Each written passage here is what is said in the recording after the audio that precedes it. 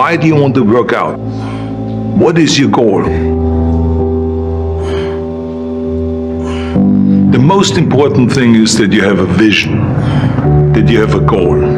Because without that vision and without that goal, again, you're drifting around and you're never going to end up anywhere. People don't become successful just by accident. Maybe the guy that found gold in California and started the gold rush, but don't count on that. That's a one in a lifetime kind of a situation. So you got to really have a specific goal. And to me, to have that vision that I want to be Mr. Universe, that I want to be the greatest bodybuilder of all time. That was a great vision, and that specifically to look like Reg Park and to be up there on that stage and to lift the trophy overhead and to win the championship over and over and over again. So that was a great goal. You have to have a goal. Now, it doesn't have to be that specific goal, but it has to have some goal. This is why I always recommend to people, sit down, take your time, and start thinking about, why do you want to work out? What is your goal? And it can be as crazy as it is. It could be, I want to impress girls. If that's your goal, so be it, but it motivates you.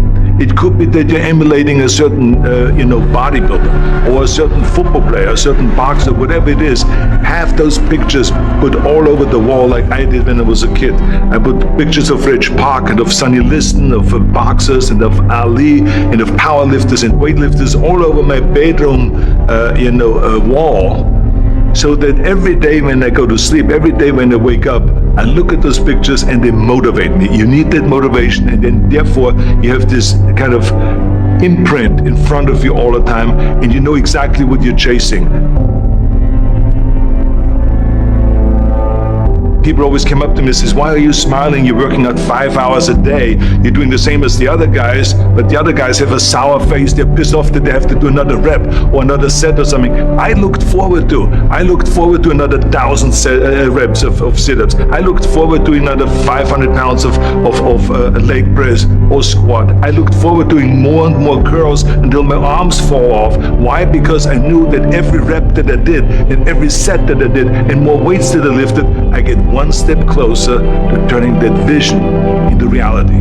So I was turned on by that. I was excited. I couldn't wait to get to the gym.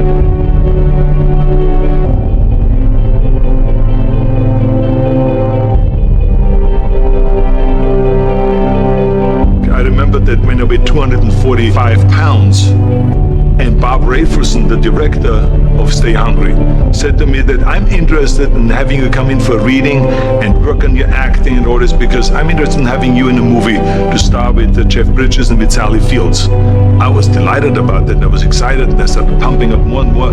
And then he said, but I don't want you to weigh more than 210 pounds.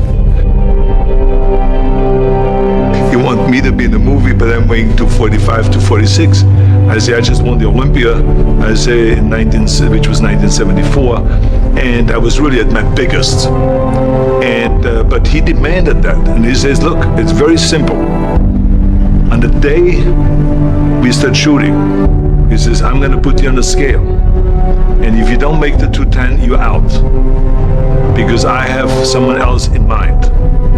And I worked on it. I started visualizing myself very clearly as a lean athlete, because that's the only way I could lose that weight and all of a sudden get interested in running more, because up until that point I ran like 3 miles after training or before training or whatever, but now all of a sudden it was 5 miles, 6 miles, 7 miles, 8 miles, and they even ran mini marathons in order to lose the weight, and I did everything with high reps, and I was watching my diet, what I eat and all those kind of things. And but the day before, I remember we were in Birmingham, Alabama. The day before I was at the YMCA with Bob Raferson. He was swimming and I was working out and I was running. There was a track there and I was running. He says, let's step on the scale. And I stepped on the scale and I weighed 209. So it just shows to you what is possible if you visualize exactly what you want to look like.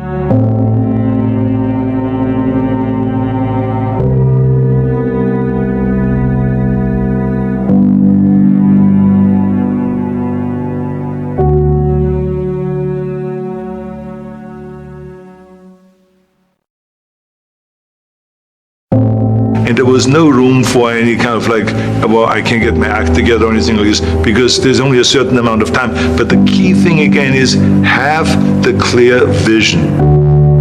Have the specific goal of what you want to accomplish, because then you never go to the gym and you say, the day I feel down a little bit, I don't know what it is all about, I don't know my life, I'm confused. No, I tell you that I was a perfect example of someone that was not confident at all.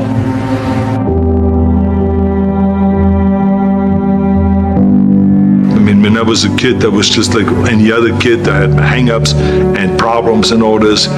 But when I joined the weightlifting club and I won my first little trophy because I did the best clean and jerk, and then we went to another meet and I won another little trophy, I started feeling like somebody.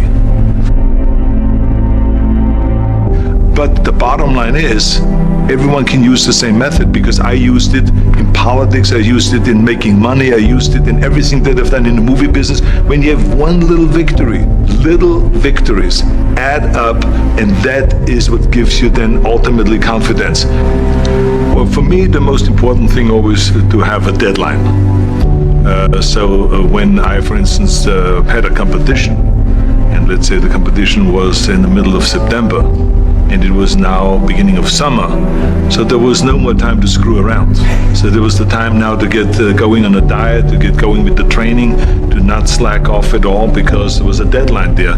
The day of the competition, I had to be in the best shape possible. And I knew that if I come to the competition and I lose because I did not schedule my training the proper way, or I didn't have the right frame of mind, or I didn't give everything, literally worked my butt off, I will be just so angry.